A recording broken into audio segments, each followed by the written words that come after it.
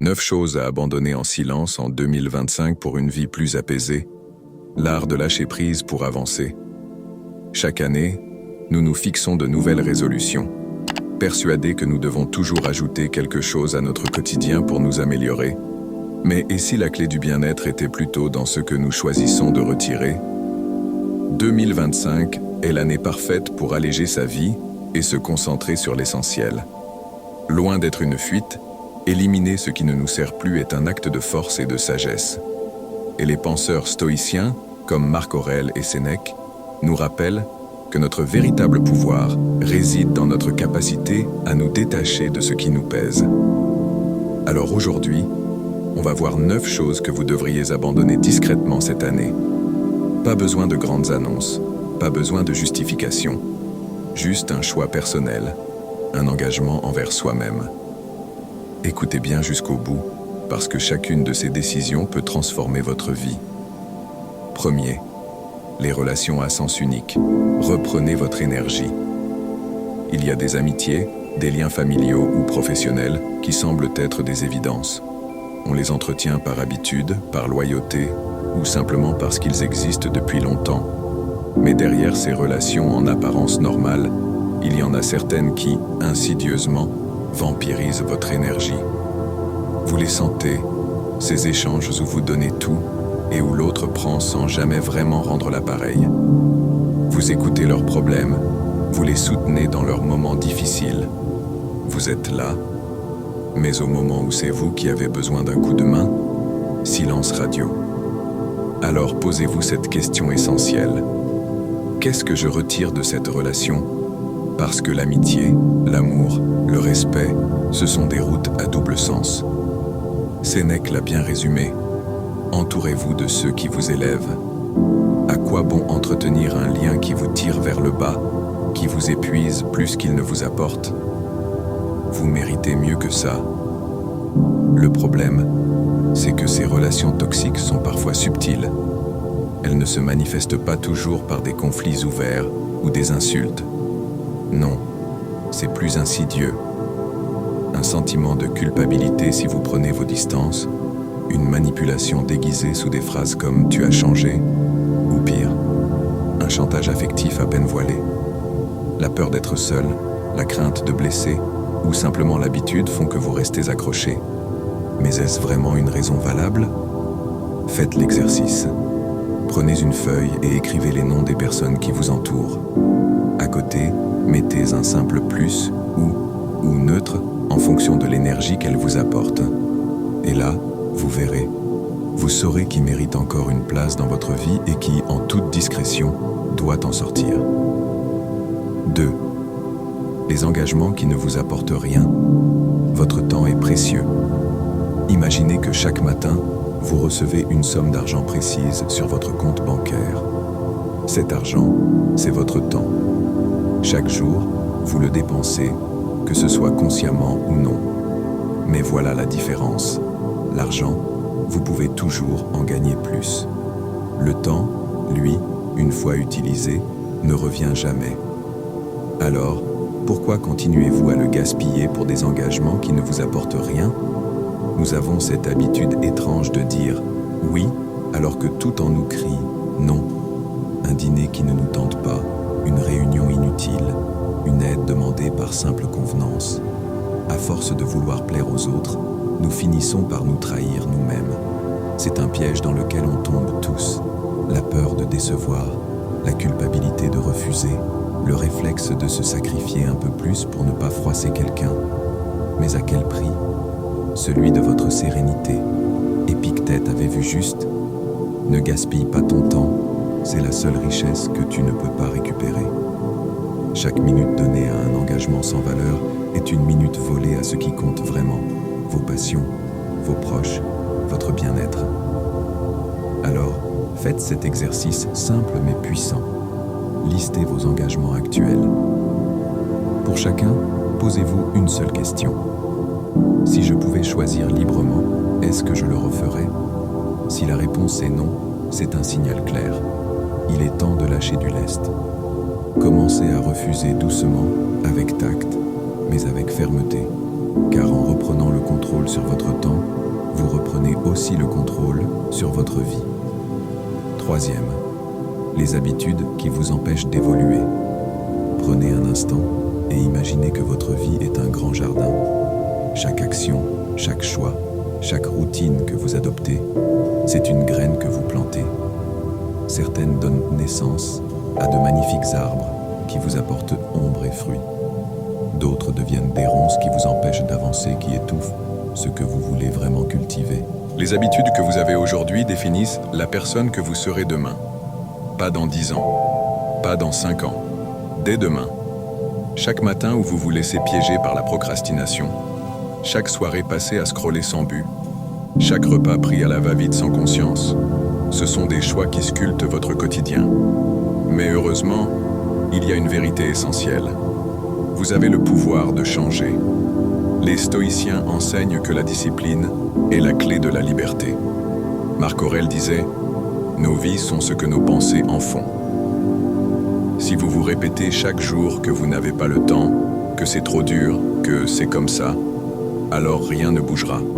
Mais si, à la place, vous commencez petit, avec une seule habitude à transformer, alors tout peut basculer. Faites cet exercice. Identifiez 3 habitudes qui vous freinent. La procrastination, le manque d'activité physique, le fait de dormir tard.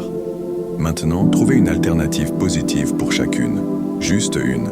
Remplacez 15 minutes de réseaux sociaux par 15 minutes de lecture, échangez un soda par un verre d'eau, avancez votre heure de coucher de 10 minutes. C'est minime, mais c'est un début. Car ce ne sont pas les grands changements qui transforment une vie. Ce sont les petits choix répétés, jour après jour. Quatrième, la peur du jugement des autres. Imaginez une scène. Vous marchez dans une rue bondée et soudain, vous trébuchez. Votre premier réflexe? Regardez autour de vous. Qui a vu? Qui a ri? Qui va se souvenir de ça pendant des jours? La réalité? Personne ne s'en soucie. Dans 5 minutes, chacun sera retourné à ses propres pensées, préoccupé par ses propres insécurités. Et pourtant, cette peur du regard des autres nous paralyse. Elle nous pousse à nous censurer, à étouffer nos idées, à dire non à des opportunités qui nous auraient peut-être changé. Tout ça pour éviter un jugement, souvent imaginaire. Mais si vous deviez attendre l'approbation de tout le monde, vous ne feriez jamais rien. Marc Aurèle l'a bien compris. Cesse de rechercher l'approbation des autres et tu seras libre. Libre de vous habiller comme vous aimez, de prendre la parole même si votre voix tremble, de lancer un projet sans craindre le ridicule. Libre de vivre pleinement, sans avoir l'impression d'être constamment sur une scène, sous le regard critique d'un public invisible. Alors, voici un défi. Repensez à une situation récente où vous avez retenu un commentaire, changé d'avis ou évité quelque chose uniquement par peur d'être jugé. Imaginez comment vous auriez agi si cette peur n'existait pas. Et la prochaine fois, faites-le. Parce que ceux qui vous critiquent aujourd'hui n'y penseront même plus demain. Mais vous vivrez avec le regret de ne pas avoir osé. Cinquième, le besoin de tout contrôler. Fermez les yeux un instant et imaginez-vous tenant du sable dans votre main. Si vous laissez votre main ouverte, il reste en place. Mais plus vous serrez les doigts pour le retenir, plus il vous échappe. C'est exactement ce qui se passe quand vous tentez de tout contrôler.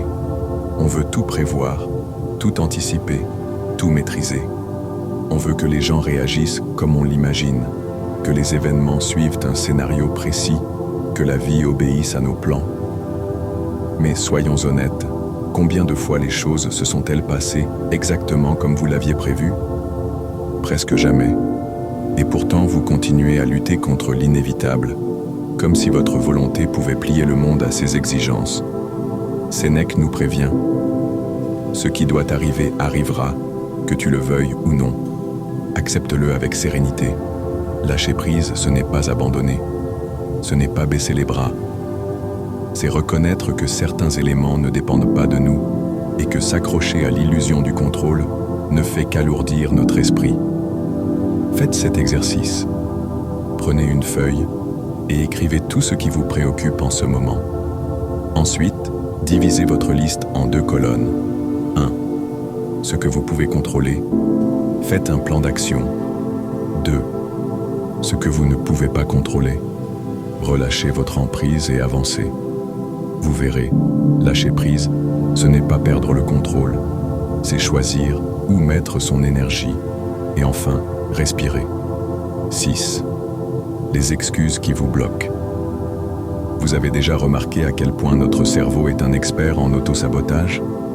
Il sait exactement quoi dire pour nous convaincre de ne rien faire. Je n'ai pas le temps. Pourtant, vous avez scrollé sur votre téléphone pendant 1 heure hier. Je ne suis pas prêt. Comme si ceux qui réussissent attendaient un signal divin avant de se lancer. Ce n'est pas le bon moment. Spoiler, il ne le sera jamais. La vérité, c'est que nos excuses sont des prisons invisibles. Elles nous maintiennent immobiles sous prétexte de prudence, alors qu'en réalité, elles ne sont que des déguisements de la peur. Peur d'échouer, peur du regard des autres, peur du changement. Mais le confort de l'inaction coûte bien plus cher que le risque d'essayer. Marc Aurèle l'a dit, le temps d'agir, c'est maintenant. Pas demain, pas quand vous serez prêt. Maintenant, faites cet exercice. Prenez une excuse que vous utilisez souvent, juste une. Maintenant, cherchez une seule action, aussi petite soit-elle, que vous pouvez faire immédiatement pour avancer malgré cette excuse. Vous voulez écrire un livre? Ouvrez un document et rédigez une phrase. Vous voulez vous remettre au sport? Faites 10 squats là, tout de suite. Vous voulez apprendre une nouvelle compétence? Regardez une vidéo de 5 minutes sur le sujet. Ce n'est pas la taille du pas qui compte, mais le fait de briser l'inertie. Parce qu'une fois lancé, vous réaliserez que c'était bien plus facile que ce que votre esprit vous faisait croire. 7. La comparaison avec les autres. La comparaison avec les autres est un piège insidieux dans lequel nous tombons tous à un moment ou à un autre. Les réseaux sociaux en sont la toile de fond idéale. Tout y est mis en avant, du sourire parfait aux voyages exotiques, en passant par les réussites professionnelles. Cette image soigneusement façonnée de la vie des autres nous pousse à mesurer notre propre parcours par rapport à ce que nous voyons à l'écran. Mais derrière chaque photo partagée, chaque instant figé, se cache une réalité bien différente, souvent loin de ce que l'on imagine. Épictète, philosophe stoïcien, nous rappelle que la vraie compétition ne réside pas dans la comparaison avec autrui, mais dans la quête de l'amélioration personnelle. Ne cherche pas à être meilleur que les autres, mais meilleur que toi-même.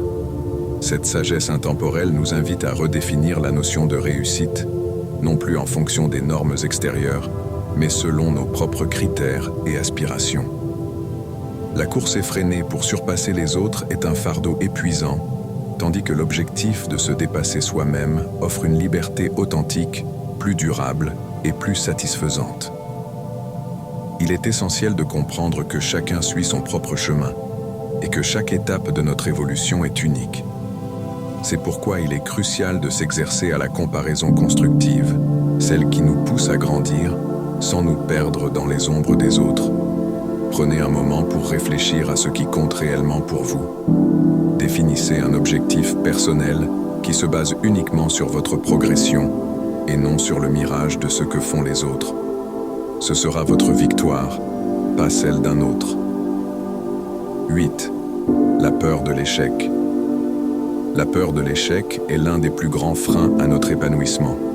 Dans une société où la réussite semble être la seule voie acceptable, l'échec est souvent perçu comme une fin, une marque d'incompétence ou d'incapacité. Pourtant, l'échec n'est ni un jugement définitif, ni une étape à éviter à tout prix. Il est un enseignant, un guide qui, même dans sa douleur, offre des leçons précieuses. Chaque erreur, chaque faux pas nous rapproche de la bonne direction, nous affine et nous prépare à mieux comprendre le chemin à parcourir. Sénèque, avec sa sagesse stoïcienne, nous rappelle une vérité fondamentale. Celui qui n'a jamais échoué n'a jamais essayé. Cette citation résonne profondément car elle nous invite à changer notre perception de l'échec. Plutôt que de le redouter, nous devrions le voir comme un signe que nous avons osé sortir de notre zone de confort, que nous avons tenté quelque chose de nouveau et d'inconnu. Ceux qui réussissent ne sont pas ceux qui n'ont jamais trébuché, mais ceux qui savent se relever, tirer des enseignements de chaque chute et avancer. L'échec, loin d'être une honte, est un catalyseur de croissance. Il est la preuve que nous avons fait un pas vers quelque chose de plus grand, même si cela n'a pas fonctionné comme prévu. L'important est de chercher ce qu'il nous a appris, de l'utiliser comme une boussole pour ajuster notre trajectoire. Alors, repensez à un échec passé, non pas avec regret, mais avec un regard neuf. Que vous a-t-il enseigné? Comment pouvez-vous utiliser cette leçon pour avancer plus fort, plus sage, plus résilient? Chaque erreur est une invitation à grandir. 9. L'illusion du contrôle absolu. L'illusion du contrôle absolu est une idée qui s'immisce dans nos vies, souvent sans que nous en soyons pleinement conscients. Nous avons tendance à vouloir tout prévoir, tout anticiper, tout maîtriser, pensant ainsi que nous pourrons éviter les mauvaises surprises et minimiser les risques. Mais en réalité, ce besoin constant de contrôler génère plus de stress que de sérénité. À force de vouloir tenir chaque situation entre nos mains, nous perdons de vue l'essentiel. La vie est imprévisible et c'est cette part d'incertitude qui lui donne toute sa richesse. Épictète, dans sa sagesse stoïcienne, nous enseigne une leçon précieuse. La paix vient quand on accepte ce qui échappe à notre pouvoir. Accepter que certaines choses échappent à notre contrôle, c'est libérer notre esprit des chaînes du stress et de l'anxiété. Cela ne signifie pas que nous devons être passifs ou négligents, mais plutôt que nous devons apprendre à distinguer ce qui relève de notre pouvoir et ce qui ne l'est pas. Lâcher prise sur ce que nous ne pouvons pas changer est une forme de liberté, une manière de retrouver la tranquillité d'esprit et de rétablir un équilibre intérieur. La prochaine fois que vous ressentez l'envie irrésistible de tout maîtriser, prenez un instant pour vous poser cette question cruciale. Mon intervention changera-t-elle réellement quelque chose? Si la réponse est non, alors il est temps de lâcher prise. Ce n'est pas de la faiblesse, c'est de la sagesse. Laissez les choses suivre leur cours et laissez-vous porter par le flot de la vie. Le contrôle absolu est une illusion. La véritable force réside dans notre capacité à accepter ce qui échappe à notre volonté, se libérer pour mieux avancer. Voilà l'essence de ce que nous avons exploré ensemble. Ces 9 choses à abandonner ne sont pas des pertes, mais des libérations. Chacune de ces étapes est une invitation à alléger votre esprit et à vous défaire des poids inutiles. La vie, lorsqu'elle est débarrassée de ses fardeaux mentaux et émotionnels, devient un terrain fertile pour la paix intérieure et l'épanouissement personnel. L'abandon des attentes irréalistes, des comparaisons incessantes, de la peur de l'échec ou du désir de contrôle absolu ouvre la voie à une existence plus fluide et plus sereine. Chaque choix que vous faites pour alléger votre vie est un pas vers une version de vous-même plus alignée, plus authentique. Ce n'est pas une question de renoncer à des aspects de votre vie, mais plutôt de faire de la place pour ce qui compte vraiment. Lorsque vous vous libérez de ce qui vous encombre, vous créez l'espace nécessaire pour grandir, pour avancer et pour respirer pleinement. Alors, lequel de ces 9 points résonne le plus avec vous? Quelle est la zone de votre vie où vous sentez le besoin de vous alléger et de lâcher prise? Laissez un commentaire. Partagez cette réflexion avec ceux qui pourraient en bénéficier et surtout, appliquez ces changements dans votre quotidien. Faites de 2025 l'année où vous cessez d'accumuler des poids émotionnels et commencez à respirer à nouveau. Ce voyage vers la liberté intérieure commence par un petit pas et il commence maintenant.